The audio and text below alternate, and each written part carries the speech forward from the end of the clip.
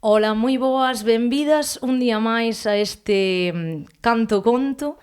Hoxe estou moi contenta, sei que moitas veces empezo así o podcast, pero de verdade vos digo con toda a sinceridade que hoxe estou moi contenta porque é unha das conversas que máis ilusión me fai. Porque é cunha persoa que quero moitísimo, e ti sabes que te quero moitísimo. Así que non vos vou dicir quen é. Vamos poñer a cabeceira e depois presento.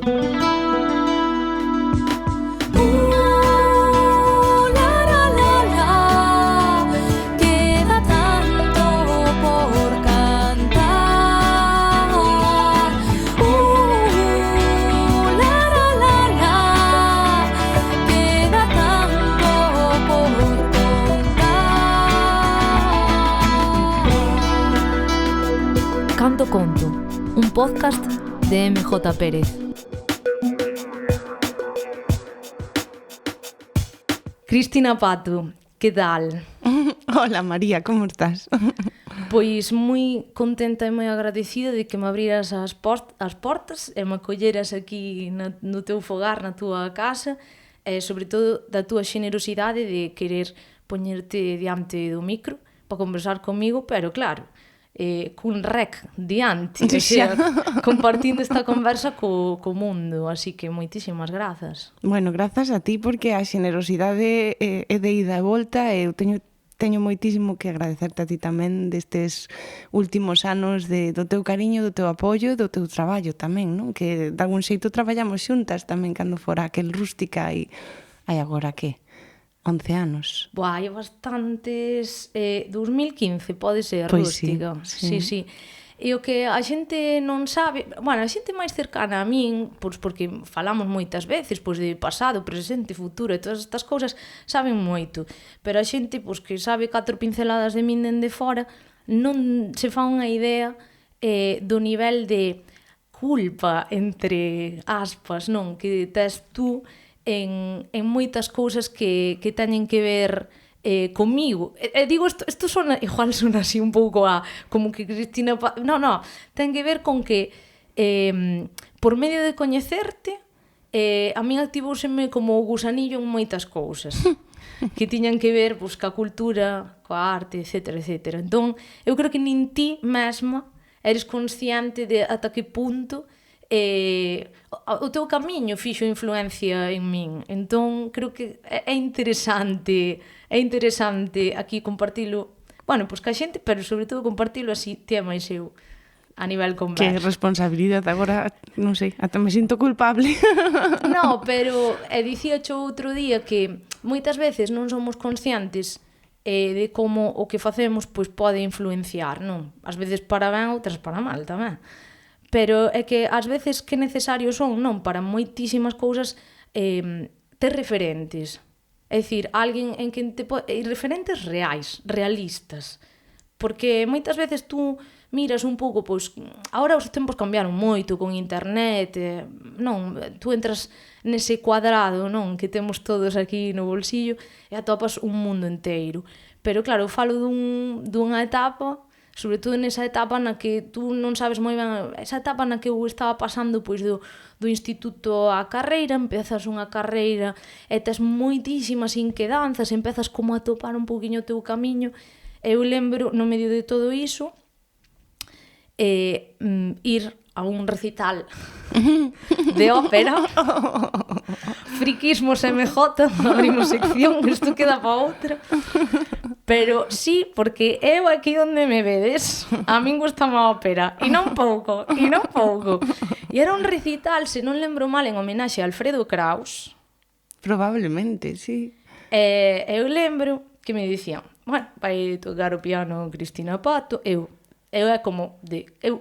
O meu cerebro é como que tivo aí un cortocircuito, dixen eu, entendín mal, porque seguro que non é Cristina Pato a gaiteira do pelo verde, sabes? O sea, que fai Cristina Pato a gaiteira do pelo verde nun recital de ópera ao piano, sabes? O sea, que a miña última imaxe túa era no luar. Claro. Cos pelo verde, unha prenda de cada cor, aí había todos os cores, e veña aí, eu chorei o domingo á tarde, veña, a dalo todo. E de súpeto chego a ese recital e efectivamente chega ao piano unha Cristina Pato co cabelo máis longo que aínda conservaba parte do cabelo verde Sí. e tocando o piano. E eu dicía, claro, eu a min choqueuse mai o cerebro e dixen eu, que pasou aquí? Non, é dicir, eu tiña ese antes e tiña ese despois. Entón, a miña inquietude foi, que pasou aquí no medio? E aí empecé a mergullar moito en que foi de Cristina Pato, que estivo facendo todo este tempo, empecé a friquear moito, porque eu necesitaba entender, o meu cerebro necesitaba entender. Claro. E cando empecé a ver que daquela non era tan sinxelo atopar información, e non había tampouco tantas cousas por aí, e o pouco que atopei, a min flaxeouse a cabeza, porque eu tiña unha imaxe de ti un pouco máis... é dicir, non me imaginaba o camiño que fixeras. Tan académico, tan... É dicir, fuches a Nova York, estiveches estudando, estiveches facendo unha chea de cousas, e máis, que podemos compartir aquí, e ata chegar a ese punto de estar aí, no recital, ao piano. Entón, non sei, é dicir, tampouco sei se che apetece do 1 ao 10 moito falar da música. Ou se ainda sigues tendo ganas de falar da música. Pero, vayamos, porque eu dou por feito que todo o mundo che coñece. Bueno, non todo o mundo, Pero é unha non todo o cuestión mundo. xeracional tamén, Precisamente. que hai que poñer as cousas un pouco en contexto. Todo depende de que idade teñen os teus ouvintes e que relación teñen ca música galega. E como hai de todo aquí, a min gústame un pouco axustar máis contextos para quen non saiba. E para quen saiba, que seguro que lle pasou o mesmo camín, que hai como desconexións, non, na túa carreira. Como comeza todo isto? Como comeza a túa relación coa gaita? Porque empezou todo aí, non? Na gaita, Bueno, digamos. pois para quen non saiba, quizáis poñer as cousas un pouco en contexto, non? Que estamos falando millor de... Vou empezar pola parte pública, vale? 1999, pois Cristina Pato saca un disco en solitario que se chama Tolemia e que é un pouco a consecuencia do traballo que viña facendo cun grupo de música que se chamaba Mutenroy, no que estaba pois a miña irmá Raquel, e o que hoxe é o meu marido, Xan Padrón, o que logo foi o meu produtor Fasero, naquel momento, finais dos 90, pois era un pouco o boom da música. As discográficas chamabanlle música celta, aínda que non era unha etiqueta que compartíamos todos, pero sí que era a etiqueta que englobaba pois todas as músicas que viñan pois do noroeste da península bueno, que era a etiqueta que estaban a vender naquel momento, non? Son un pouco o produto que veu despois pois de Carlos Núñez, de Evia, non? Pois saímos pois Susana Seivane, máis eu, non? Este eslogan que utilizaron das mulleres gaiteiras, non? Que son un pouco o produto dese eslogan.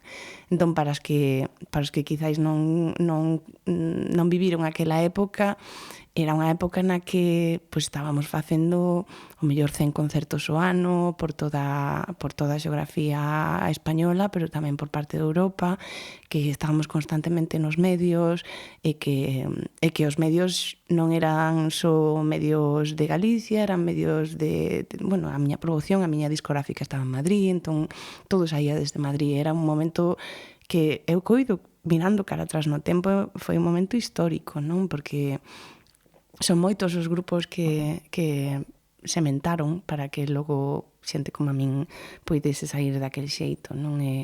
E os que temos que estar increíblemente agradecidos. Pero bueno, poñendo as cousas en contexto, pois esa Cristina Pato era unha estudiante de piano que naquel momento estaba facendo superior de piano no Conservatorio do Liceo de Barcelona e que a maiores pois tiña esta paixón coa gaita que levaba tocando toda a miña vida desde os 5 anos, pois porque as miñas irmás tocaban a gaita, especialmente a miña irmá Raquel, e foi un pouco seguindo os seus pasos. Nunca pensei que a gaita se convertiría na miña carreira porque realmente non era unha realidade posible na miña xeración, non había unha vida profesional como falo de vida profesional a nivel económico, non como gaiteira, non? Entón, cando a discográfica me ofrece sacar ese disco en solitario, que era unha extensión do traballo que xa estaba facendo cos Mutenroy, pois foi un pouco dixen que sí, pois porque sempre dixen que sí a todo, era un pouco a miña filosofía, se podo aprender algo vou dicir que sí. Saliu ese Tolemia, que se fixo con 4 pesetas, porque ainda eran pesetas daquelas, se fixo con 4 pesetas, con moita xenerosidade, con moitos amigos, ese disco pois deu un pouco o que diríamos pois foi unha sorpresa para todos, non? De súpeto, pois estaba en todas partes, a todas horas, chamaban de todos os sitios, bueno, pois no concepto de facerse famoso naquela época, pois supoño que pois a min tocoume de súpeto pois pasei de ser Cristina a ser Cristina Pato todo xunto e aprender a vivir no ollo público, non? Que tiña 18 anos recén cumplidos cando gravei o disco e comezou unha carreira que foi como se me tocara a lotería. E pouco a pouco polo camiño fun aprendendo a profesión, non? Que non era a profesión de músico, porque por desgracia no mundo da industria musical non só importa que sexas músico. De feito, vou facer un apunte que non se ofenda ninguén. Ahora mismo ata parece que é o que menos importa. Sinto moito. Bueno, estou moi contenta de estar retirada nos tempos de hoxe, porque non sei se sería capaz de vivir ao ritmo que vos piden que vivan, que vivades no mundo das redes sociais e de crear contidos. Quizais antes era todo un poquinho máis sinxelo, pero tamén non tiñas control en nada. En moitas cousas, claro. No meu caso, en nada. No principio da miña carreira non tiña control en absolutamente nada. Entón, fun aprendendo cos anos e cos anos tamén me fun decatando de que había moitas outras cousas que quería facer e que é como, bueno, sinceirome completamente, pero como aquel que empeza unha carreira aos 18 anos que nese momento sinte que, pois mira, pode ser esta miña carreira e logo cos anos, pois vaise decatando de que hai outras cousas que tamén lle apetecen hacer e entón comeza a intentar facelas pero claro, cando estás na vida pública constantemente, pois todas esas cousas son públicas, non? E no meu caso, realmente, o meu camiño era o piano, era a miña carreira académica, o sea, era o que estaba estudiando, era pianista acompañante, era o que quería ser, foi sempre a miña paixón, tocar con outra xente, estar aí no piano acompañando cantantes e música de cámara, e a gaita pois era tamén a miña paixón, pero eran como dous xeitos completamente diferentes de entender a música, non? Para min a gaita sigue sendo hoxe en día, aínda que xa non toco, pero o piano era algo que ti subías a un escenario, había un piano, sentabas e a xente viña a verte. Incluso pois pagaba unha entrada, non? Se eras afortunado, non? A gaita era o contrario. O sea, eu crecín tocando nas romarías ou facendo alboradas que a miña irmá a primeira hora da mañá, ti vas onde está a xente, o contrario, era a relación contraria coa música, e ti eras un pouco como o motor desa comunidade, non? Se a xente está na porta da iglesia, pois ti vas á porta da iglesia, se están celebrando pois nun, o que sexa, un souto, un lameiro, pois ti vas ali, non? E para min eran dous xeitos completamente diferentes de entender a música.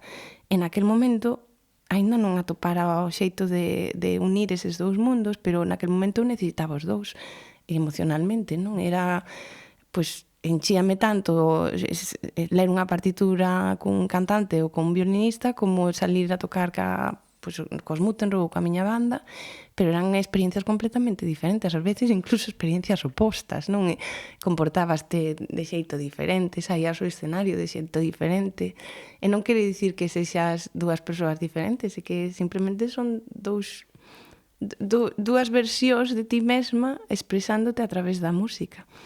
Eu podo afirmalo como público no sentido de xa non falo desa época, se cadra máis de cara aos 18 anos, nos que é complicado de repente que a esa idade che veña todo así en plan boom, cando non sabes entre comillas nada da vida, sabes? É dicir, moitas cousas apréndelas co tempo e así, pero cando eu che puiden disfrutar como público e eu tamén sendo consciente do que vía, porque eu cando te vía no lugar co pelo verde eu non sei que idade tiña, sabes? Eu era unha rapariga, pero pois cando xa te vin xa con outra perspectiva máis adulta e eu, tanto che vin nun recital de ópera con ese xeito de estar no escenario disfrutando de ti tamén, porque tamén, é dicir, algo do que igual tú non eres consciente, que nos pasa a todos cando nos subimos no escenario, estamos acostumbrados a ver as cousas dende a perspectiva do público, pero non nos vemos a nós mesmos como o que transmitimos ou como nos comportamos, entón transmitías un rollo moi guai, o sea, xa che digo, o sea, notase que estabas vivindo aí, pero xa non só aí no contexto dun recital de ópera, tamén lembro de verte nun concerto con Rosa Cedrón dese disco Soas, tamén estabas ao piano, entón era Cristina ao piano, seguía sendo esa Cristina ao piano, e despois de verte pois nos teus concertos xa coa gaita, ainda que tamén tocabas piano tamén desa época, pero era como dúas Cristinas, sabes, de repente que transmitían cousas diferentes, o sea, cada unha no seu, pero era como dúas Cristinas realmente, sabes, entón a verdade é que tamén a nivel público era algo que chamaba a atención, sabes, o sea, de ver eses dous mundos fusionados, pois ao final nunha mesma persoa, non? Sí, é curioso porque, a ver, tamén para poñer as cousas en contextos, non? Estamos falando de esa Cristina de 18 anos, hoxe teño 44, vou cumplir 45 este ano. E claro, durante esta etapa da vida é cando máis aprendes realmente, porque comenzas a ser a dona do teu tempo, comenzas a ser un pouco a dona pois dos teus pasos, asumes as responsabilidades que deses pasos que vas dando, e acabas un pouco aprendendo a vivir, non? De, ostras, isto está moi ben, pero tamén me gusta facer isto, como podo facer isto tamén si me apetece facer isto, non é... sí que aínda non hai moito tempo, bueno, nunha desas fases miñas estes últimos anos de apartar toda esa vida, pois metín toda a colección que tiña de prensa, non? E, ostras, había un montón de titulares meus dicindo cousas tipo, pois, son como Dr. Jekyll e Mr. Hyde, non? Lembro-me de sí, que era unha frase, pois non sei se que dixera eu por primeira vez ou alguén dixo por primeira vez e logo eu acollín como miña, pero bueno, de algún xeito era así, non? Pero de algún xeito todos somos así, porque probablemente a María que está na casa cos seus pais non ten nada que ver ca María que sale aos escenarios ou ca María que está falando ahora con Cristina, ou é dicir, todos temos moitos xeitos de estar no mundo, e cando escolles unha linguaxe artística para expresar pois, esas outras voces que están dentro de ti, pois eu tiven a sorte de poder expresalas de moitos xeitos, e o mellor a voz máis interna ou a máis emocional estaba máis presente no mundo da gaita, non? Que para min era, pois naquela época era a alegría, era o baile, era o que fora, e despois foi cambiando máis a unha linguaxe coa gaita máis emocional, máis un poquiño máis interna, máis salvaxe, pero sí que era a linguaxe da emoción. Ese cadro piano pois tiña unha relación quizás máis racional ca música clásica, pois pola educación que tiven no conservatorio, polo contexto da música clásica en sí, non? E para min as dúas eran necesarias, ata que deixaron de selo, pero para min eses dous xeitos de entender a música era como os múltiples xeitos que temos de entender a vida, non? Que non sempre somos a mesma persoa e temos dereito a ser varias cousas á vez. E de feito, polo menos eu eso internamente sinto como casi unha necesidade. O sea, no sentido de é que non é todo unha única cousa ou un único camiño. É dicir, e sobre todo se tes esa inquedanza, é como que expandeste, sabes? Non é só unha cousa, necesitas un pouco compatibilizar ese todo, non? É dicir, e é complicado tamén, porque a vida tampouco che pon as cousas fáciles en xeral, e máis con este tipo de cousas, non? Cando queres, pois eso, ser varias versións de ti, non?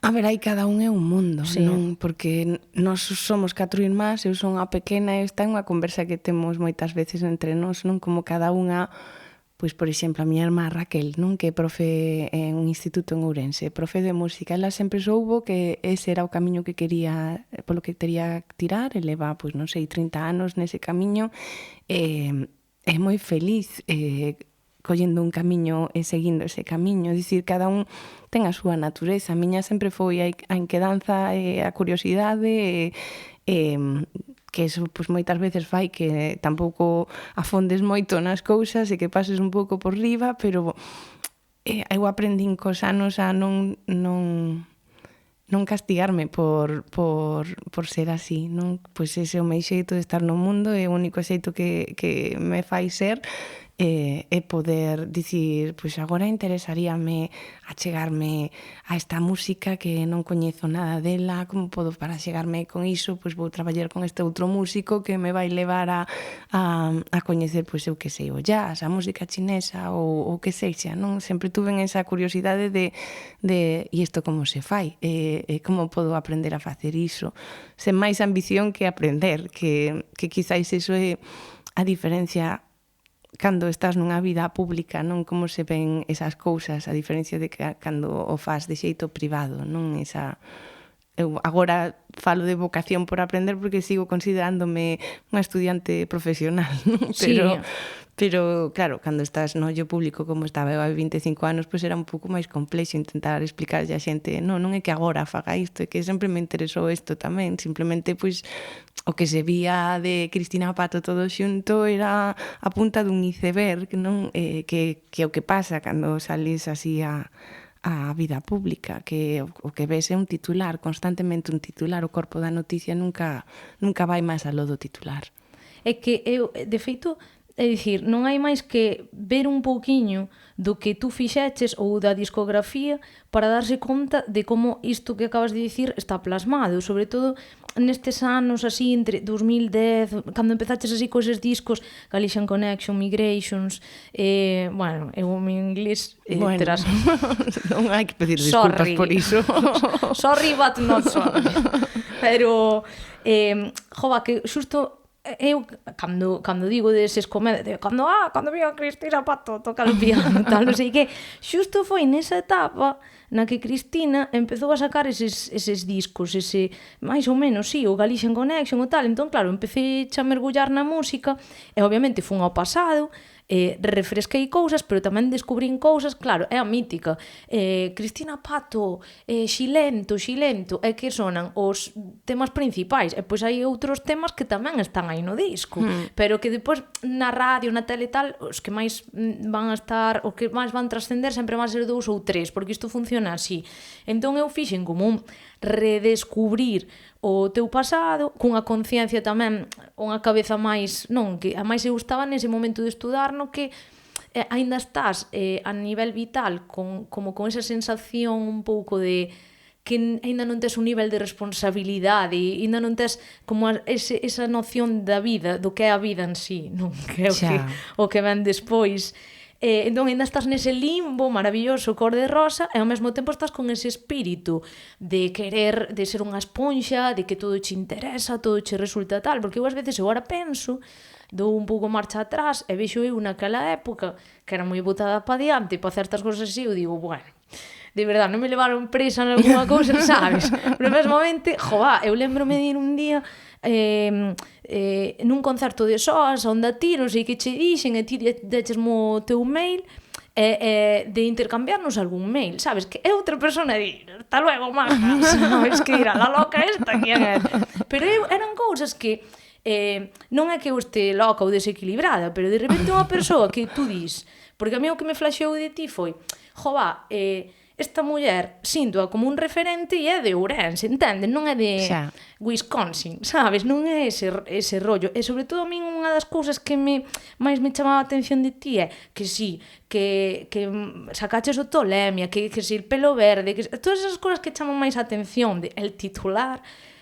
Pero cando empecé a mergullar no teu camiño, tamén me flaxeou moito a cabeza todo o teu percurso académico, sabes? Porque era como, sí, esta moi artista, moi tal, pero tamén é como que é eres un coquito, eu, é verdad, bueno, no. É dicir, pero é dicir, non digo de, caeume do ceo, digo de, ostra, sempre tiveches esa inquedanza e estiveches aí facendo, o sea, fixeches, joa, no medio de todas estas cousas, que se un doutorado, que se un non sei que, é dicir, tú a Nova York fuches por algo, non fuches de visita, entendes? Que, decir, que ás veces falamos de Nova York como de, parece que ir a Nova York é máis guai, non? Que ir a non o digo dende esa perspectiva, que me parece moi...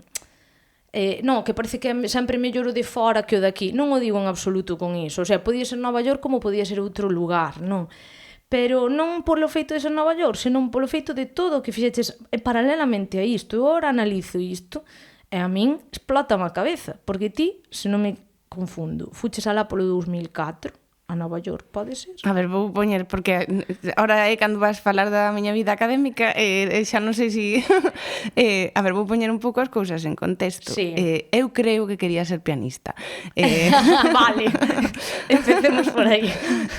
Porque, claro, ahora miro para atrás e eu xe quero ser outra cousa. Non? Claro. Que naquel momento quería ser pianista porque era a carreira que estaba facendo, era o mundo no que me movía, e todo iso tamén debo yo a miñas irmás, especialmente a miña nai, non? Que cando saliu aquel Tolemia, eu lembro unha conversa que tivo a miña nai co director de discográfica, eu estaba rematando o superior, ese mesmo ano que saliu Tolemia, a miña nai dixo que si ten que facer promo que sexa o que sexa, pero no mes de junio ela ten os exames e ten que estar disponible para facelo porque ten que rematar a carreira, porque se non o fai agora xa non o vai facer, non sabemos que vai pasar se non o vai facer, non? Sempre me quedou un pouco esa teima na cabeza da miña nai, non? Que a miña nai, pues, como tantas outras desa xeración, pues, non tiveron acceso a me grande parte das cousas as que tiven acceso eu, entre elas, pois, unha educación. Ela sempre, pois, coido que se rompeu a espalda para que as 4 tivésemos a mellor educación posible. A miña irmá era un coquito, eu non. Eu era máis... A tua irmá, Raquel. Sí, bueno, sí. Tete, Yoli dentro do seu mundo tamén. Eu era constante. Non era, claro. Era que, pois a min gustame facer eso ou non facer, nunca fun de notas exuberantes, pero sí que pois tiña a teima de querer estudiar iso. Despois coñecín a un profesor que viña aquí a Ourense, que se chamaba Luis de Moura Castro, que faleceu este ano.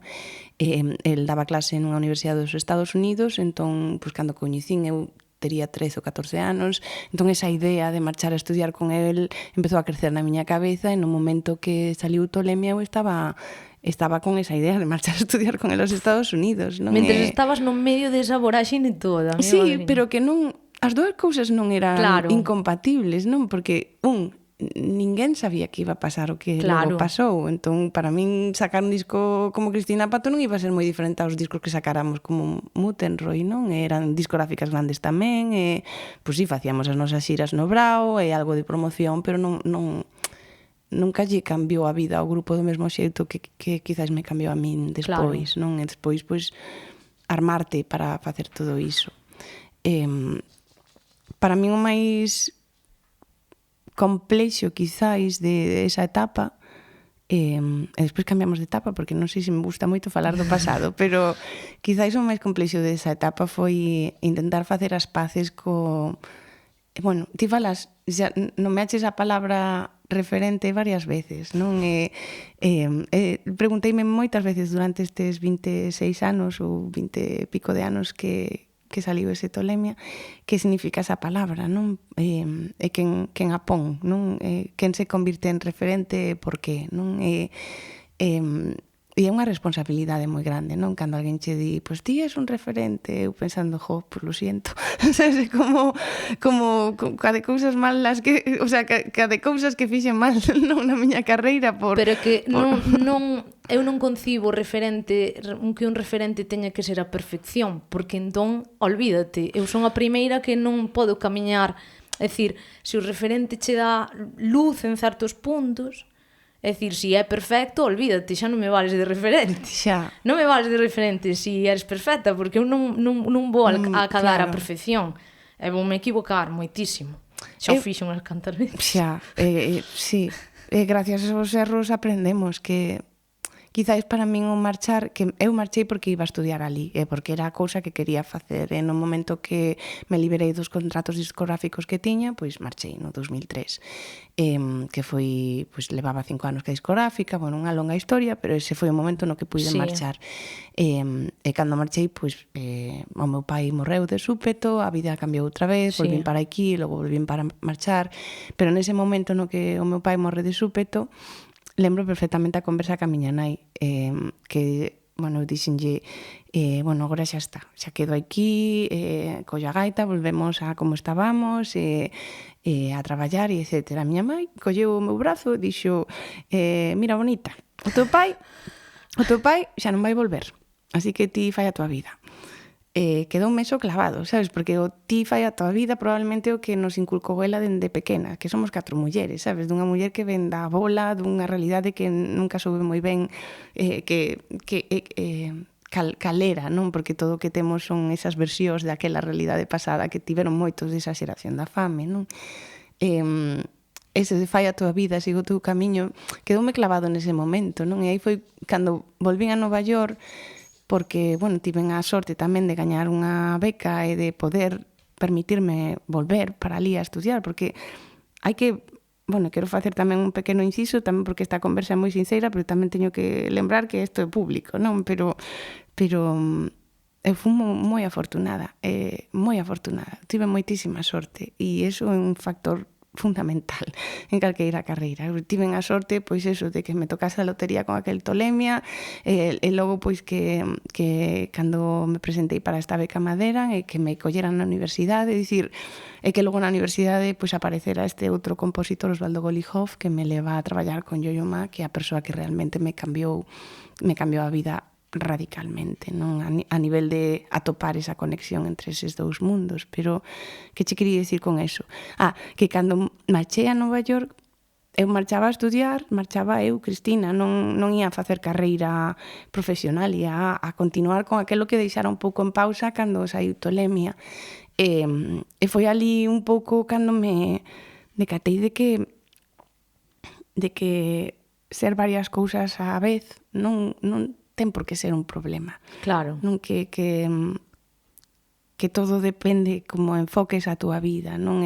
Comecei un pouco a asumir as responsabilidades que viñeron ca vida pública e con estar constantemente exposta nos medios, porque estaba a todas horas en todas partes, e un pouco a tomar as riendas da miña carreira, non? Ese Galician Connection que mencionas, pois saiu no 2010, foi o meu primeiro disco real, o sea, foi o primeiro disco no que eu era que dicía imos facer isto deste xeito, era que pagaba, era todo meu, non meu, porque eu son intérprete, sobre todo, o sea, sí, pero eras ti quen decidía un pouco por que camiño querías ir. Sí, estas son eu, para min era como unha nova carta de presentación, pois estas son as múltiples versións do que me gusta facer coa gaita e co piano, non? E de aí pois naceu esta outra carreira que me foi levando pois a unha perspectiva un pouco máis complexa, pero ca que estaba eu máis cómoda, non? De dicir, pois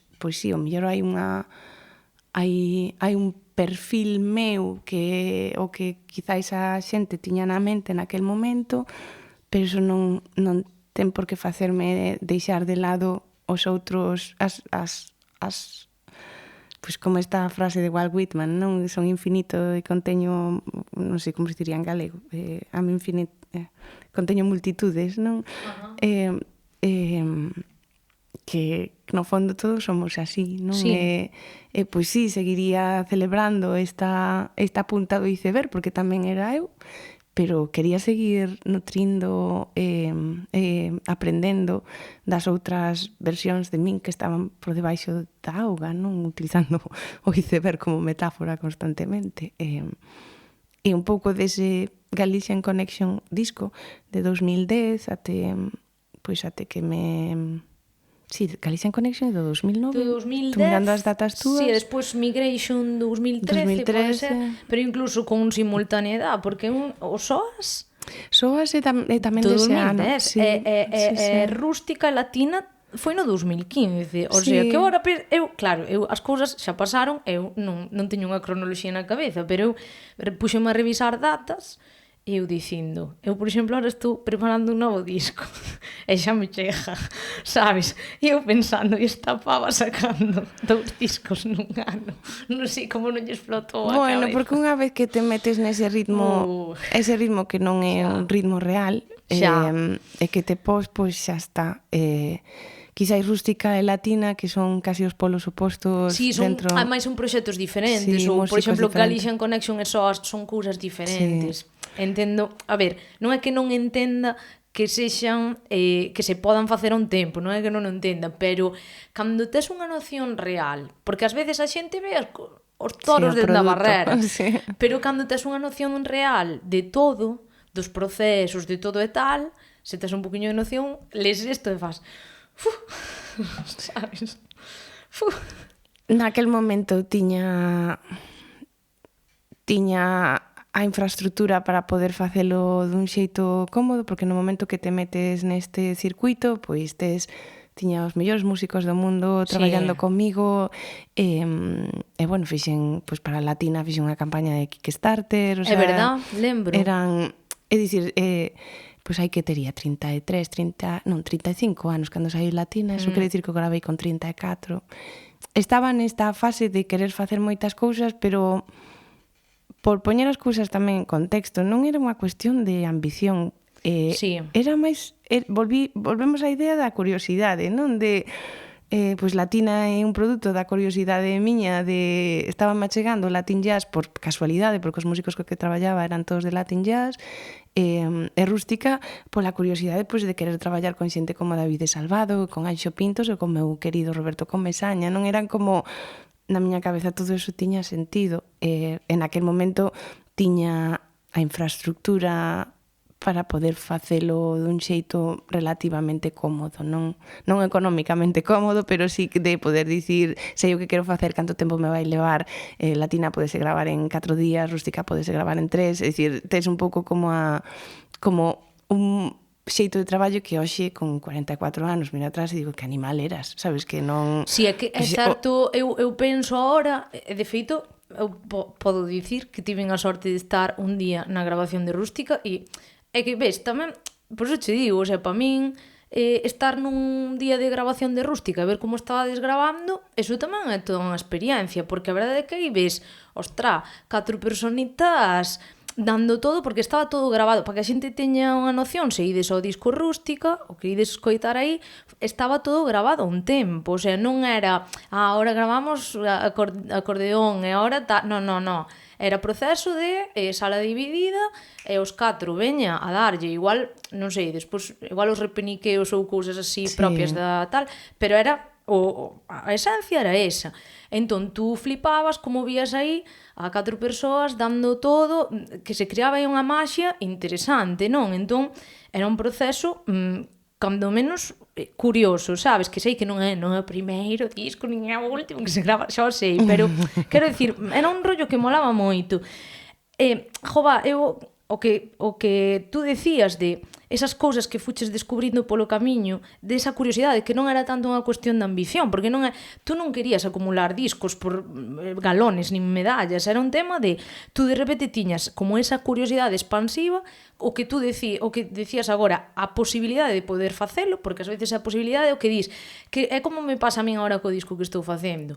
Non é tanto unha posibilidade económica, que obviamente, pois aí, o sea, estou eu aí desembolsando cartos, obviamente, estiven aforrando para isto, non é que digas tú, sobrame a pasta para facelo, pero dis tú, podo facelo, e sobre todo de ter unha infraestructura, de dicir, estou cómoda con quen o podo producir, cos músicos cos que vou traballar, e igual é o disco co que eu máis convencida vou nese aspecto, e máis orgullosa me sinto. Ás veces chegar hasta aí é complicado, pero ademais tú, calqueira que analice un pouquiño o teu percorrido, sobre todo a partir do 2010, a partir do Galician Connection, é unha mostra un pouco das cousas que tú ibas descubrindo polo camiño e como tú, de alguma maneira, as querías compartir ou plasmar. E ademais con esa conexión galega, é dicir, a través do teu instrumento, dos teus instrumentos, pero do teu instrumento, neste caso gaita, integrando, pois veña, no jazz, en todas estas cousas. Entón, quero dicir, calqueira que faga un pequeno percorrido por aquí tamén ve cal era o percorrido da cabeza de Cristina nesa época. Pues que mo explique, porque... E ademais que tiñas, sobre todo, ese o rollo de ter a forza, porque a xente hai algo que non entende, que é... A mí ás veces dime que tú tes moita enerxía, non sei que, eu digo, eso, igual é a sensación que tes ti, non sabes como eu vivo as cousas por dentro. E igual hai momentos nos que estás a tope, ou igual nesta etapa tú estabas rollo de vum, rollo con todo pa diante, tiñas esa forza interior, ou non, igual ahora disme, no, todo o contrario, pero polo menos era o que reflexabas. Pero que eso non quita que á volta da esquina veña unha etapa que digas tú, non podo máis, sabes? Que foi máis ou menos o que pasou, non? Eu creo que tirei hasta que explotei, non? Digo isto con un sorriso, pero é un pouco que dicías ti, non? O que hai detrás, pois só a persoa o sabe e ás veces nin sequera o sabemos nos mesmas, non? Naquel momento pasaron moitas cousas á vez, porque a marxe de todo isto tiña unha carreira con Yo-Yo Ma e o Silk Road Ensemble, que foi un pouco que me deu esa forza, esa enerxía para asumir todos estes proxectos, non? E cando sae Latina, a ver, agora, claro, cando miras atrás no tempo, pois que estamos falando de aí 10 anos, non? Cando miro atrás no tempo, cada vez que recolles unha memoria, manipulas esa memoria, entón non son, é dicir, podo che dicir agora, cando estaba facendo aquelo, estaba pensando en bla bla bla, pero claro, agora mirando atrás, tú pensando, eu creo que xa sabía que xa estaba, non? Que estes dous discos tan opostos en natureza como eran Rústica e en Latina, era como o último hasta aquí podo ler, non? Que era un pouco a miña, que non sei se iso era o que estaba pensando aí 10 anos, pero ahora mirando un pouco para atrás, cando me atrevo a mirar para atrás, porque non me senta moi ben, penso, pois quizáis metín ese turbo aí, porque claro, en todo iso tamén estaba o Festival Galicia en Connection, tamén estaban todas as producións que iba facendo pois para outras institucións, o traballo que facía para Silk Road, pero claro, cando estás metida nesta vida insostible por completo, que é a vida de estar constantemente traballando, esta vida,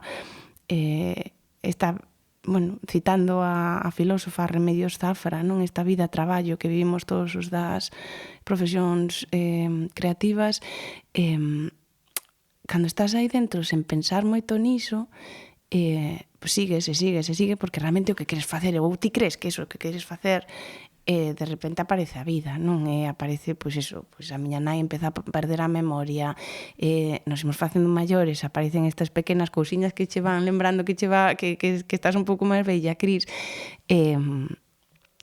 pouco a pouco, pois todo iso deixou de ter sentido, non? Andar tan rápido pola vida. E cada un é un mundo, non? E teño moitos amigos que siguen con ese ritmo, pero eu xa non era capaz de seguir con ese ritmo. E nesta profesión, no momento que baixas o ritmo, desapareces. É que é 100%. Sí, eu quería ser eu a que dixese, non, vou desaparecer porque quero baixar o ritmo. Non vou deixar que o mundo me sí, o sea, non, claro, sí, non que a inercia che... Sí, entón do 2015 até o 2020 que me retirei discretamente, pois fun preparando un pouco ese outro terreno meu, non? De poder vivir de algo, porque ao final non podemos esquecer que isto é unha profesión e todo isto son pequenos produtos, aínda que para nós non o sexan, son pequenos produtos que che fan estar hoxe aquí e mañá ali, é dicir, se non sacas un disco cada 2-3 anos, olvídate. É moi difícil que esteas no circuito de festivais ou no circuito de tal, non? Entón, así, ahora mismo, tal e como funcionan as cousas, tampouco é garantía de nada, claro, non sequera. Pero, dende logo, que non sacalo, aínda menos. Sí, é curioso. Porque, bueno, eu xa non vivín esta última etapa e estou contenta por non... Retiraste en moi bon momento, Sí, aparte retireme xusto na pandemia que foi como fácil, sabes? Moi bon momento, Cristina. Pero, bueno, son as cousas. Cada un ten a súa viaxe, a miña foi moi gratificante, aprendín moito, aprendín como aprendemos todos, a golpes, con alegrías, cometendo moitísimos erros, pero bueno, que che dicía antes, quizáis Nova York é unha cidade na que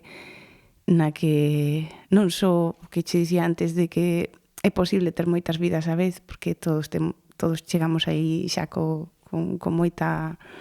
moito peso na espalda, senón que tamén é un lugar onde a ninguén lle importa nada en ningún momento, claro. Non? Entón, ali é como atopei un sitio no que podía atopar a paz mental para dicir, pois mira, isto é o que fixen, aprendín un montón, espero non ter ofendido a ninguén no camiño, se o fixen, pois pido disculpas e sigo cara adiante. Eu creo que, pero isto en xeral, e dá igual, tanto do artisteo como do non artisteo, que non hai nada como, bueno, pois polo menos coñecer a xente, sabes, para falar moitas veces, porque tú dicías antes, espero non ter ofendido a ninguén e tal, moitas veces, eu aquí non, é dicir, falo sin saber, falo de min, de feito, neste caso. Tú ao final fas un camiño, no medio do camiño hai moitísimas cousas, tomas moitas decisións, hai moitas escollas, tamén mete la zoca, tamén tes moitos acertos, porque claro, cando tes acertos é moi fácil aplaudir, cando mete la zoca, entón xa hai unha cruz. Entón, é dicir, parece é inevitable, é dicir, non facer un camiño imperfecto, sabes? Outra cousa é que sexamos igual uns toliños e fagamos como a quen, sabes, que nos dá todo igual, ou, sabes, ou que non nos responsabilicemos de, pois, cando metemos la zoca con alguén ou así, que, bueno, que tamén eso forma parte da vida, quitando ao lado de calqueira contexto profesional, tamén no contexto persoal pasa e as persoas, pois, ás veces entendémonos, outras non, é dicir, todo ten parte dese proceso e ao final cando te atreves, cando ias pa diante, cando tomas decisións, pois non é perfecto. E os camiños teñen curvas, entón... E con isto, quero dicir, non estou...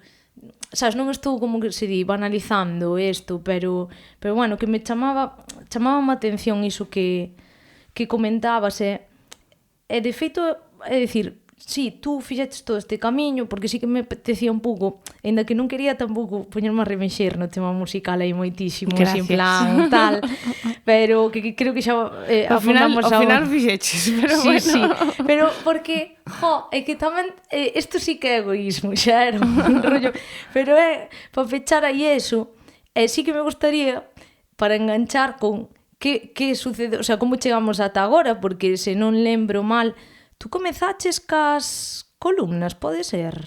Foi por aí. Sí, foi no 2015, con el Correo Gallego, cunha columna... É verdade, empezaches no Correo Gallego. Sí, cunha columna quincenal. Estive 2 anos con el Correo Gallego e logo pasei a La Voz de Galicia cunha columna semanal os venres na contraportada e levo 7 anos con esas columnas. E igual que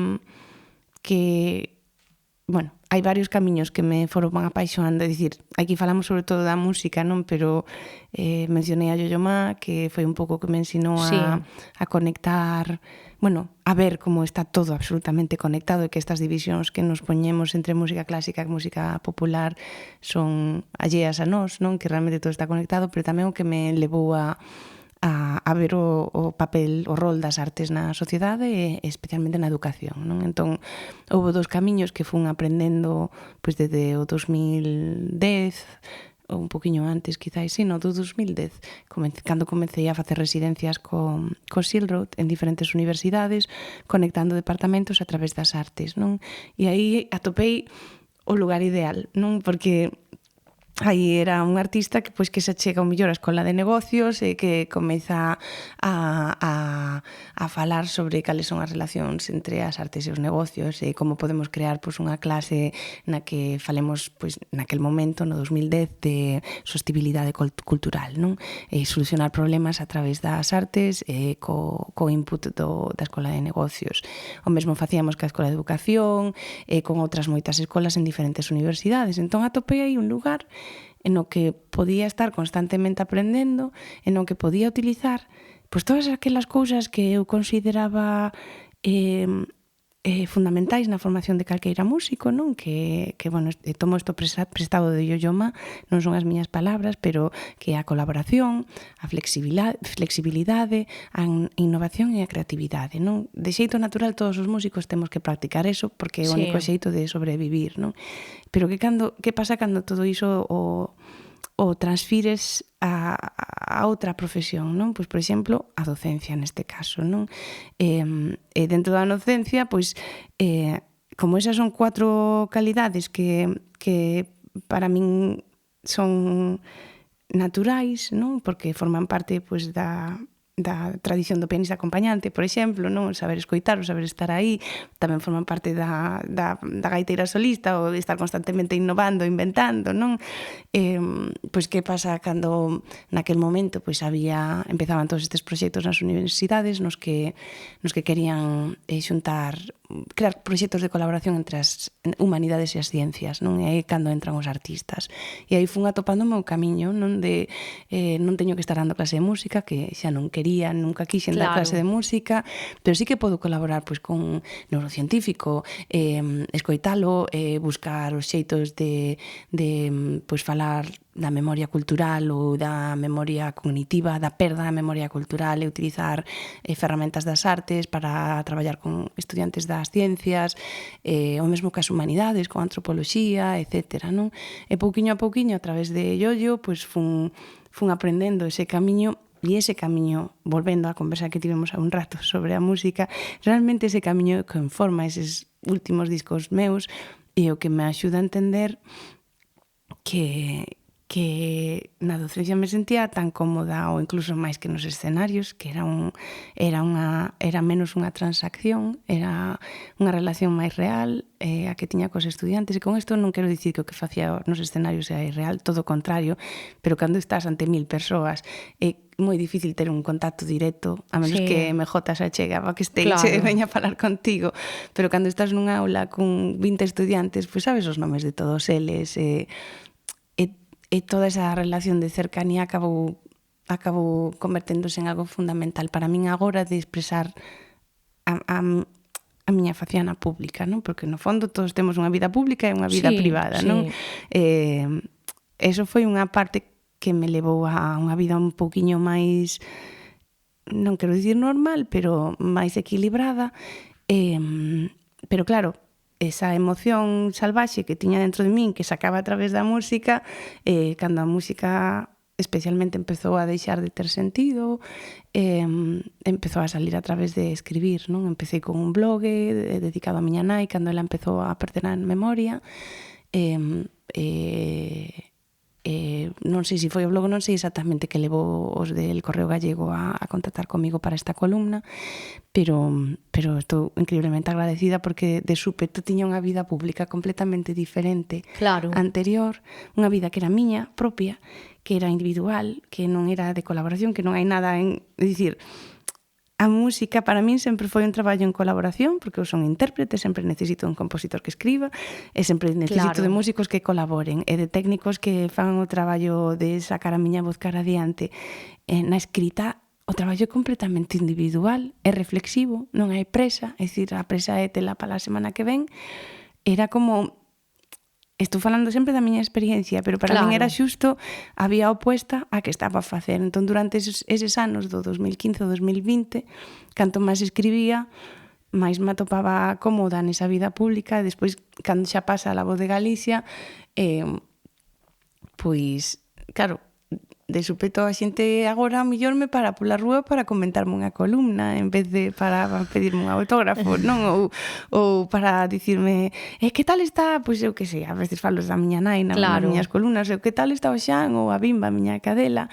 Entón hai unha relación como máis humana, non? Que xa non é de aquela persoa que ves nun escenario, sino é aquela mente que estás lendo todos os venres. A min algo que me chama a atención das túas columnas é unha parte de ti que eu creo que hasta ahora o público non coñecía, pois porque non viña non todo o mundo falaba con Cristina Pato. Claro. Pero ti, sin sabelo, eu das veces nas que coincidíamos e falábamos o pouco que falábamos, tú, sin darte conta, pois porque son cousas que levas dentro, porque o tes na cabeza, porque son as túas vivencias e porque se cadra a túa forma de ser.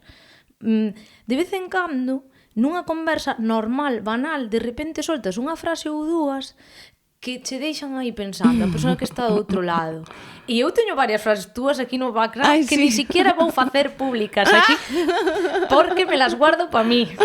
Sabes? Aí sí que pero si hai algunha cousa que ás veces pásanme cousas na vida que eu pa dentro penso. Tú xa un día Cristina Pato, sin darse conta de la filosófica frase que estaba soltando, xa dixo tal frase, tal outra, tal... Mesmamente unha que sí que podo dicir, non? Que de feito, creo que foi Yo-Yo Ma que a dixo, ou igual ni siquiera foi Yo-Yo Ma, non o sei, sabes? Pero algo que decías, por exemplo, no Galician Connection era que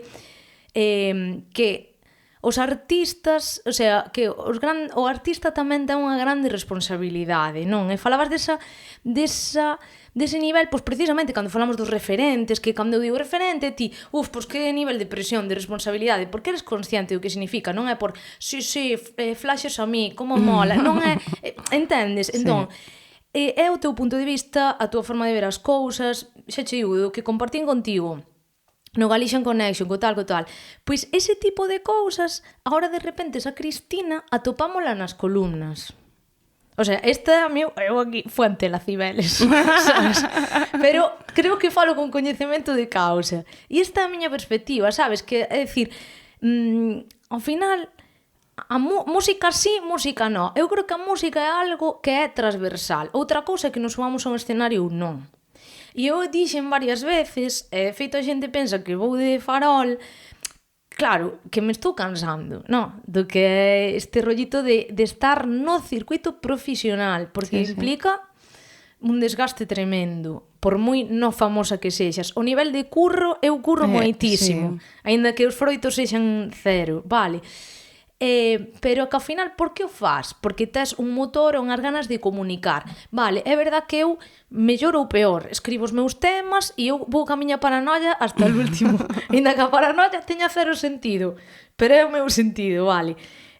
Tú falas na perspectiva de intérprete, pero ainda sendo intérprete tamén queres comunicar cousas, porque no caso destes discos tiñas claro que querías ir por aquí, ao final estás comunicando. Entón, é como esa necesidade de expresarnos, comunicarnos, transmitir unha serie de cousas, vale? Ás veces é a través dunha canción, tú, por moi intérprete que sexas, cando subías ao escenario, e era o que che dicía ao inicio, véndoche tocar a gaita, véndoche tocar o piano, estás comunicando unha barbaridade. O sea, transmitías mogollón. Entón, tanto que o fagas ahora mesmo ca gaita, como que me escribas unha columna no que eu vexo, mira, Cristina, como se fija nesto e tal. Estás falando de cousas da vida, pero son cousas da vida de como mola, sabes, esa xanela que abres moitas veces. E tamén esa perspectiva, ese cruce de culturas, de mundos e de tal, de todas as voltas que levas dentro. Por exemplo, para min, cando vexo cousas que escribes ti, é como unha xanela, sabes, a ese outro mundo no que dicíache antes fora de micros. É que eu non salín moito daqui, pero sin salir daqui teño a cabeza fora daqui. Xa. E creo que é moi importante, o sea, non fai falta... Mira, a miña avoa materna non sabía ler, nin escribir, pero tiña unha cultura tremenda. Claro. Hai xente con carreiras que é inculta perdida. Entón, por iso, é dicir, quero matizar isto porque parece que aquí solo no rollo, solo subíndonos a un escenario é que tal. Pois non estou de acordo.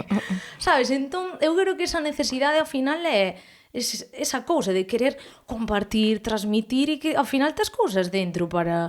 Outra cousa é que atoparas ese camiño na escrita. Eso xa é outra cousa. Sí, e que dúas gracias por non sei de onde saliu ese camiño, e supoño que da miña paixón pola literatura que me acompañou toda a miña vida en todas as miñas xiras e que fun, vamos, que é dicir, non foi algo meditado de dicir agora vou ser escritora, non, foi orgánicamente, pois mira, aí no 2013 fixe unha obra que se chamaba My Lete Story, que é literalmente a miña historia co Lete, co río Lete, co río do esquecemento. É unha obra que fixéramos na universidade onde estábamos e era para clarinete, trío de cordas, piano e percusión. E era unha obra narrada, é dicir, que era unha obra de música de cámara narrada, vale? É dicir, comecei cunha historia, que era a historia o paralelismo entre o río do esquecemento de aquí da Limia, de aquí da provincia de Ourense, non? Que para que non o saiba, pois cando os romanos chegaron a Galicia, non? O que di a lenda, que se atoparon co río Lete, non? Que, bueno, se atoparon co río Limia, que pensaron que era o río Lete, que era o río da mitoloxía, o río do esquecemento, e que décimo Junio Bruto, como se diga en galego, decidiu chamar a todos os seus soldados desde outro lado do río polo nome para demostrar que non iban perder a memoria por cruzar o río, non?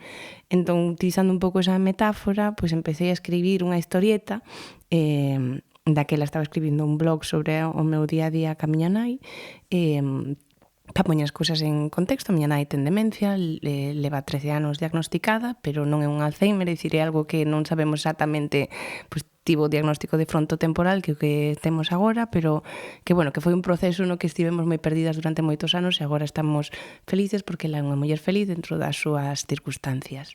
Pero naquel momento era complexo porque unha muller de 60 e poucos anos, viuda independiente, deixou de ser independiente, tivemos que buscar o xeito de que atopar unha vida feliz dentro desas circunstancias. Entón eu empecé a escribir a cotío un pouco porque claro, que pasa cando tes que salir igualmente ao escenario e estás preocupada por pois que pasa na casa ou que sabes que os teus problemas de día a día, non? Sí.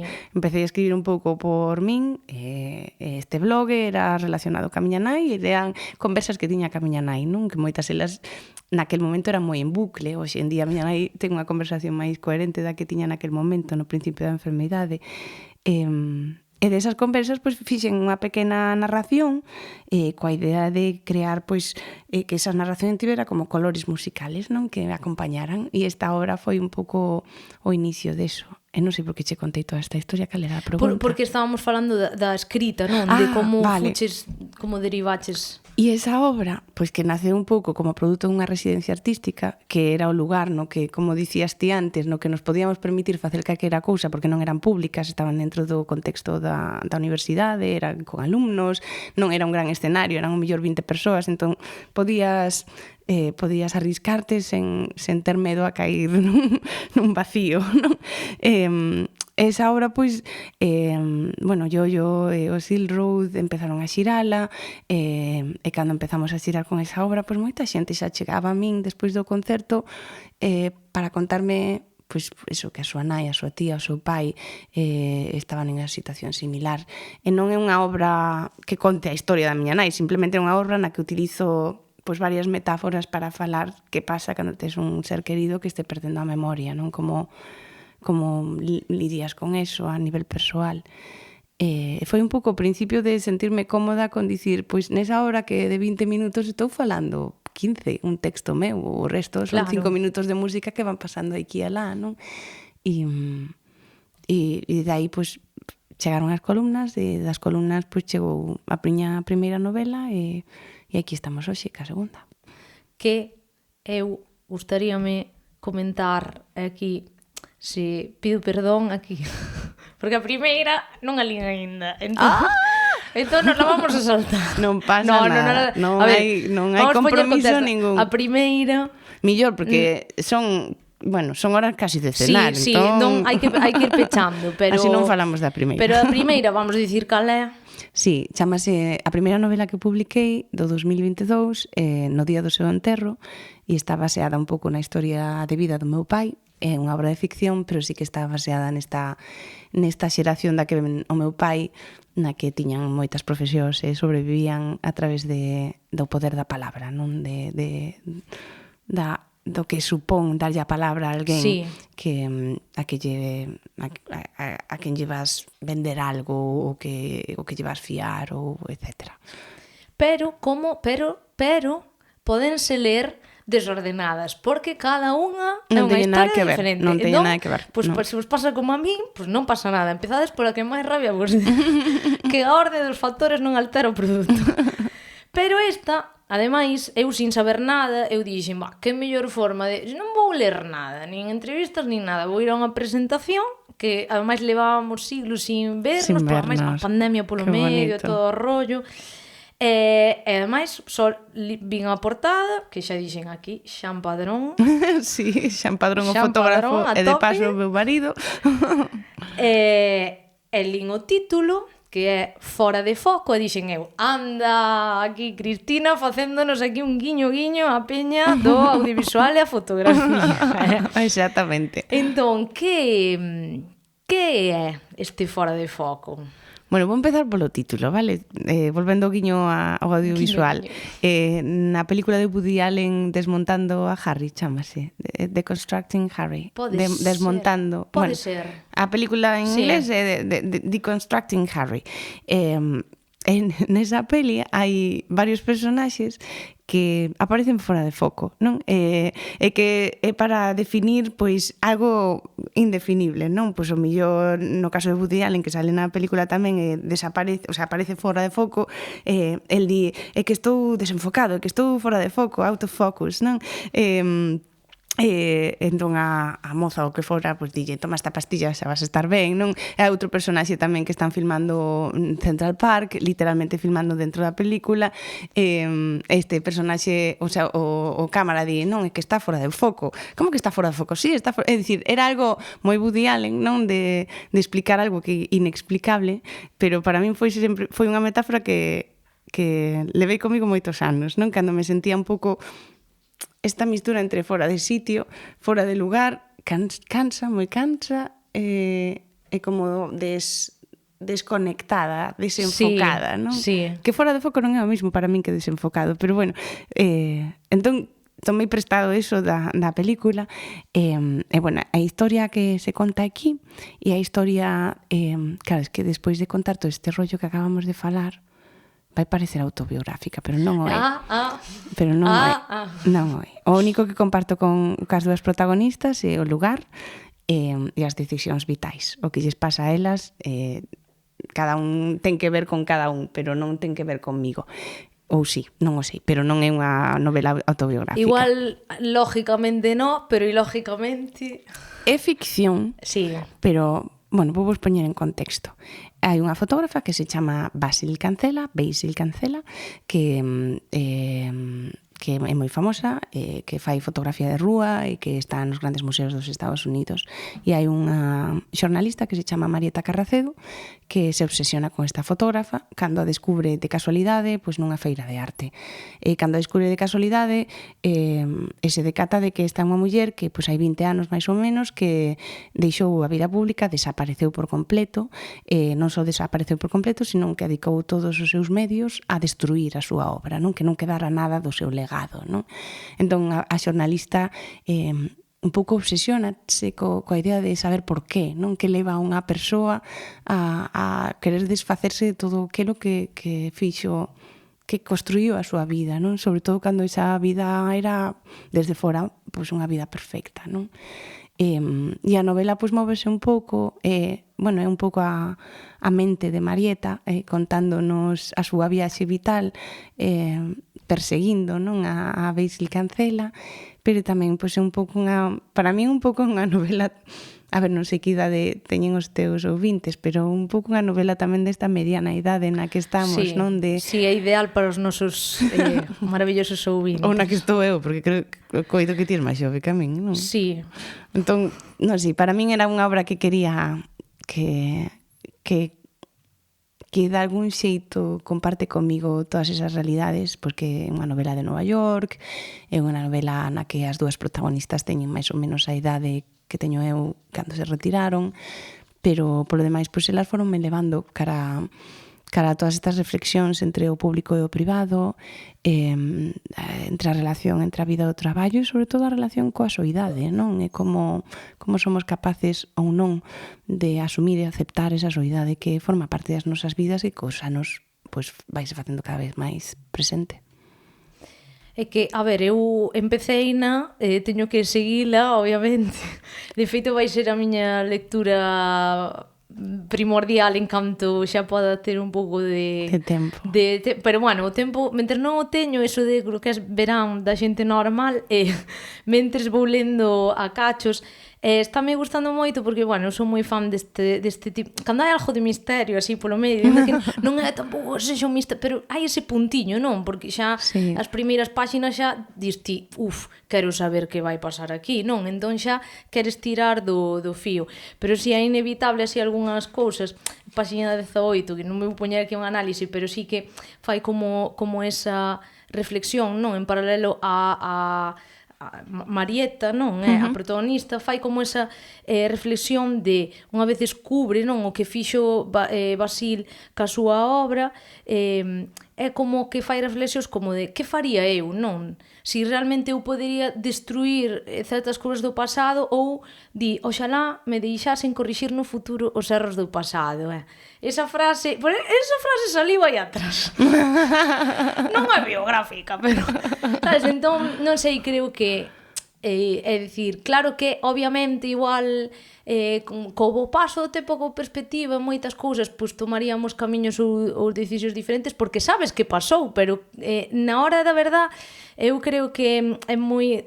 Dixeches en algún momento de que aprendiches como en xeral, non por, o sea, en xeral na vida, pero que aprendiches como a ser máis comprensiva, non, con certas cousas ou ser máis benevolente. Eu creo que ás veces sí que somos moi duras con nós mesmas e hai que entender que cada cousa que se fixo, ou, como decías antes, un titular ou non sei que, era ese momento, ese contexto e sabes, non é...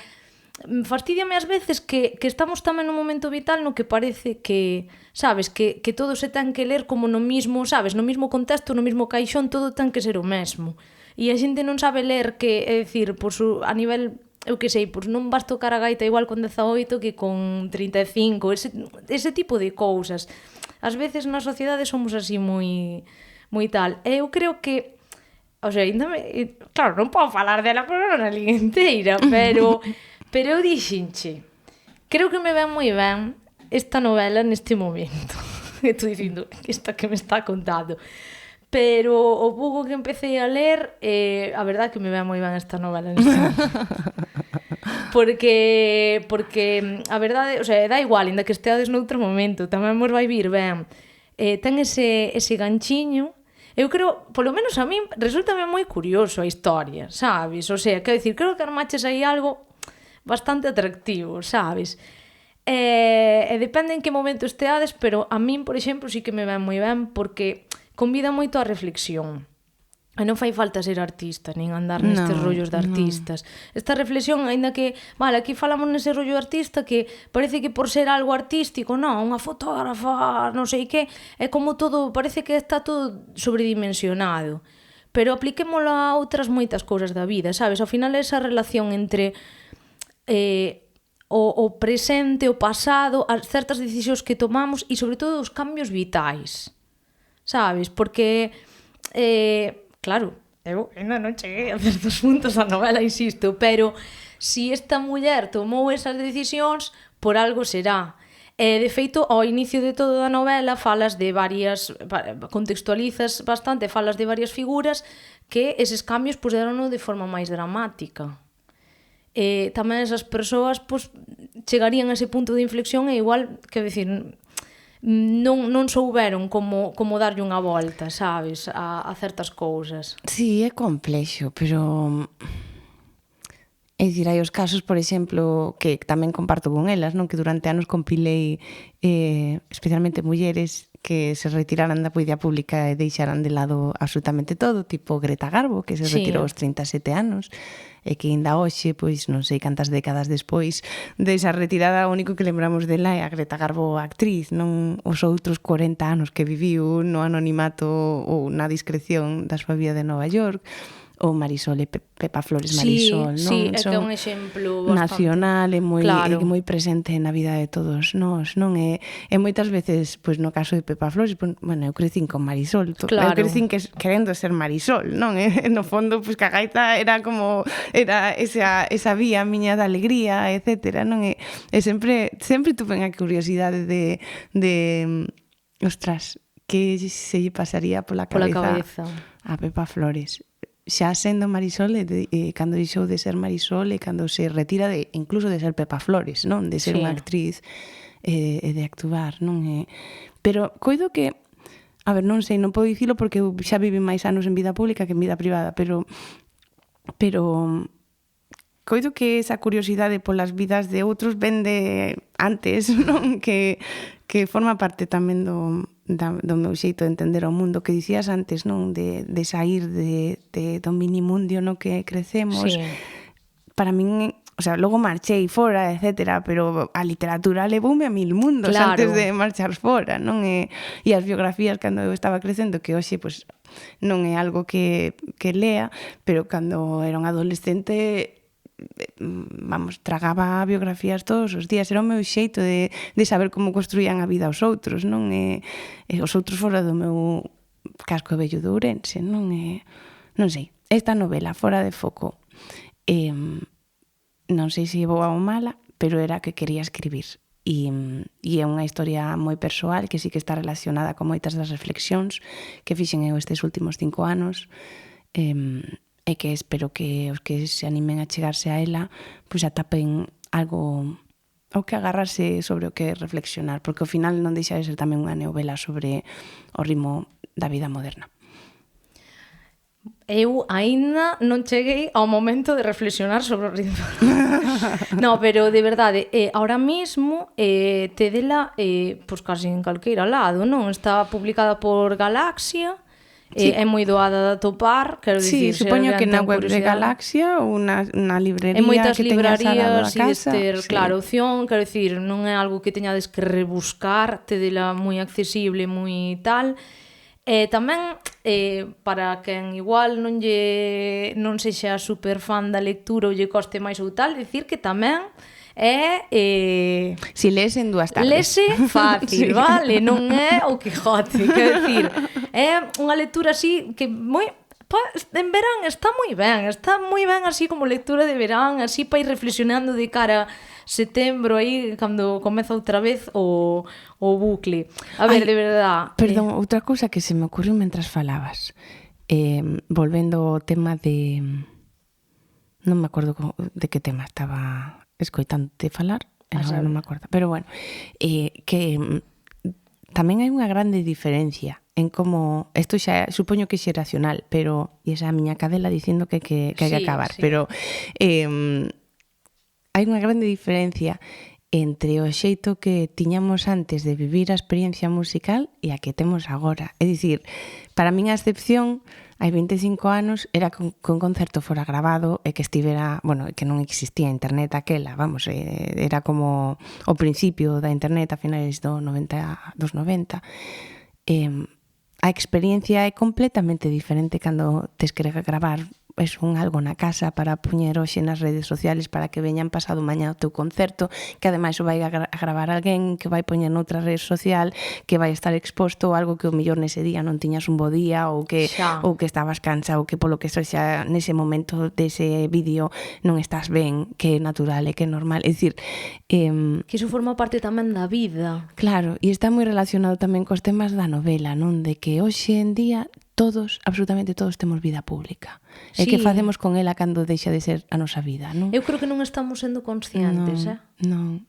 Eu creo que moita xente, sobre todo cando se moven cartos en internet, non é moi consciente. Ainda que non se movan, non? Esa foto que pos hoxe e que en 5 anos dis, ai Dios, vai estar aí sempre. É que eu penso, porque, é dicir, ao final, cando estás neste mundillo, neste tal, sobreexposte, ainda que non teñas casi repercusión sobreexposte, porque as dinámicas son outras, é o que dicías, de tes que estar dicindo, teño un concerto, non sei que, parece que todo, nada é suficiente. Entón estás aí sobreexpoñéndote, pero eu teño claro que se non fora co oficio, estaría sempre detrás.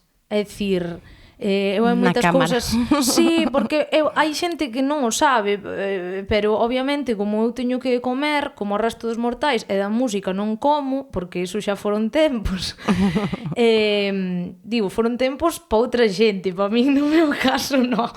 Pero e tampouco pretendín, tú isto sábelo ben, porque cando esta tamén vou matizar só unha cousa, que esta conversa pode dar a sensación de que eu aquí me cheguei a Cristina con intereses e tú sábelo perfectamente, xamais, o sea, de feito cando nos coñecimos nunca na vida che dixen nada, nunca dixen que eu era música nin nada deso, ainda hoxe non o dixo, porque eu, despois de pasar polo Galician Connection, aprendí moitas cousas e entre outras a ter un respeto enorme pola figura do músico, sabes? Entón eu cada quen, esta é a miña forma de velo. Eu non me autodenomino música por moito que toque a guitarra e por moito que Perdón, cante. pero aí vou te corrixir porque es música. Sí, no. Quero dicir, sí, o sea, eu polo menos sei que todo o que me falta traballo, sabes? Levo xa 12 anos con isto e cando tú te subes a un escenario estás unha hora e cuarto tocando un instrumento cantando e dando as notas no sitio, creo que iso, pues, ten o seu aquel, sabes? Non é tan fácil, sabes? Entón, polo menos poño todo o meu empeño e trato de ser mellor cada día. Pero eu, cando nos coñecimos, eu ademais estaba nun momento no que cando alguén me dicía algo desto, dicía, non, isto fago así para pasar o rato tal, e de feito ainda non empezar así co tal. Eu empecé pois como persona de audiovisuais e iba e sacaba fotos pois nalgún concerto teu no Galician Connection e de feito houve unha vez que houve unha jam e eu cantei unha canción e fui a persona máis feliz do mundo porque creo que era a primeira vez que me subía a un escenario profesional con xente que estivera 4 días e non todos eran músicos de non sei onde, había xente que era daqui, entón tamén a experiencia do Galician Connection serviume para coñecer xente moi interesante e meteume moito gusanillo porque eu salín dali tendo unha conversa con Quique, sempre me esquezo do apelido de Quique, sempre me esquezo do seu apelido, Quique, que traballa en produción. Eu lembro de dicirlle, tío, teño así como unha inquedanza, sabes, de non sei se creo que o corazón me pide dedicarme ao mundo da cultura. Dende que perspectiva? Non o sabía. Non o sei. Claro. Pero é que dá igual, a xente non o sabe, pero MJ Pérez non é a cantautora de turno, é a que está facendo horarios para organizar o rollo, pasas máis tempo facendo cousas de números de oficina, de cuadrar cachés, de isto, do outro, de logística e de todas estas cousas, cando eres un artista autoproducido, que pensando en, esta canción teño que poñerme con este arranxo. Pois igual é porque menos tempo teño. Quero dicir, ainda tendo que facelo. Entón, é dicir, a relación miña con Cristina non ten nada que ver... obviamente ten que ver coa música, pero non ten que ver... sabes que nunca fun onda ti rollo de... sabes? O sea, pero sí que me gusta dicilo, porque ás veces a xente parece que nestes mundillos, sabes? Todo ten que ser por interés, sabes? Esas cousas, non sei, eu considero, sabes que che quero moitísimo. E eu a ti. De verdad, considero-che unha amiga, por moito que, sabes, é unha amistad así destas de falar cada 7 anos. Por capítulos. Pero é que eu sentí no principio que tú me abriches os brazos de forma completamente honesta, sabes? É que me deches aí un lugar de forma completamente honesta, sin ti saber o nivel de importancia que tería para min e que para min foi motor, porque sobre todo en certas etapas a min serviume como motivación para tamén ter esa forza de dicir veña, vamos, con todo, tal, non sei que. Por eso che digo que se algunha vez tes dúbidas con certas etapas ou de tal, pensa tamén iso, que unha cousa era o que estabas ti vivindo nese momento e outra cousa é o que tú tamén estabas irradiando nos demais. Quédate con iso, o sea, quero que te quedes así con iso. Pois eu como iba a utilizar unha cita de cartas, pero non sei xogar as cartas. E agora non me acordo de como era. Arrasto en martes. Non, era como bueno, tiña moito sentido na miña cabeza. O que quero dicir é como din os yankees, mark your words. Lembra esas palabras tamén para ti mesma, non? Que todos nos imos a topar en moitos momentos complexos durante as nosas vidas, non? Que non esquezamos tamén o que dicías ti antes, non? Que é algo tamén do que falo na novela, non? De aceptar e perdonar e seguir cara adiante e seguir facendo o que sintes que queras facer, non? Eu admiro moito o teu traballo, MJ, e a tua viaxe vital, porque eu, como ben dís, eu non te coñecín como a música, eu coñecinte como unha estudiante de audiovisual que pasaba por ali e que polo camiño, pois, ainda me entrevistaras algunha vez para algo teu. Para o meu proxecto de fin de grado, que aquí aproveito para agradecer. Foi así, bueno, eu non sei, como che dicía no principio, tive moita sorte porque me crucei na miña vida con xente moi xenerosa, que me cambiou a vida por completo. Para min a xenerosidade é un círculo. Entón, sempre que, intento abrazar aos demais do mesmo xento que me abrazaron a min, esquecer os que non abrazan, que non, porque eso se ocupa moito espacio nas nosas cabezas, pero cando alguén se achega, sei que ti fas o mesmo hoxe en día, non? Que é un exercicio que temos que lembrarnos a cotío, non? De que, non sei, suena tópico, pero a xenerosidade é fundamental. Eso non quero dicir que eu sexa xenerosa, sino quero dicir que tive moita sorte a hora de encontrarme moita xente que foi moi xenerosa comigo, que polo camiño me ensinou a que tamén había un xeito de estar no mundo no que non tiñas que estar pois enfadada ou contrariada por as cousas que están alrededor de ti, sino agradecida e abrindo as portas ás cousas novas, non? Que MJ para min era unha persoa nova que se achegaba a min non sabía exactamente para qué, pero se achegou a min e logo pues tomamos algo ali, non me acordo en donde. Ali na Costa da Morte. Sí, e contáchesme as túas inquedanzas naquel momento e nos fomos cruzando e que sucedeu así. En ningún momento, tamén for the record, en ningún momento sentín que había algún tipo de transacción pendente en esta relación, todo o contrario. E aquela MJ esta son dúas mulleres diferentes, igual que aquela Cristina esta son dúas mulleres diferentes. Ojalá a próxima vez. Casi unha novela de Cristina, sabes? Tens que lela. Cando acabes de lela xa me contarás se che gustou. Na seguinte direi, isto está me sonando. Pero porque xa sabedes, cando lle contades cousas aquí a xente que escribe, da igual o que escriban, despois pasan cousas. É peligroso. Pois dito lo cual, vamos, non sei nin en que lingua falo. Dicho lo cual, vamos despedir. Si queres dicir algo, este é o momento. Se quero dicir algo, este é o momento. Primeiro dar as gracias, MJ, por achegarte á miña casa e compartir esta tarde comigo, ca miña nai, co meu marido, ca miña sobrinha, ca miña cadela. Pola túa xenerosidade de espírito, pola túa forza que transmites en todo o que fas, pola túa valentía tamén, por coller os camiños que che marca o corpo. E nada, gracias por esta conversa que hei de recoñecer que me custa moito falar de música e que por relacións varias que non veñen a conta aquí, pero que por circunstancias vitais estes últimos anos tamén realmente non falo de música públicamente porque ainda non son capaz de falar de toda esta etapa públicamente. Quizás contigo, pois porque nos coñecemos e somos amigas. Porque se poño a trampa, Cristina. Pero que estou moi agradecida por esta conversa e que moitas cousas moitas veces xuntas no futuro, que iso que espero, que se algún día podo estar aí para algo, pois aquí estou. Pois as grazas douchas eu, de verdad, pola túa xenerosidade. Isto parece que nos repetimos, pero estamos aí, apaga, corta. E nada, grazas por abrirme as portas e por abrir o corazón así, de verdad, moitísimas grazas. E nada, agardo que vos gustase esta conversa. Seguro que no futuro, dentro de 7 anos, volvemos falar. Sí, ostras, e seguramente che pedirei que aborres e que acabes con todo aquilo. Dirme, teño aquí o spoiler da novela, teño un talonario, o Ramón.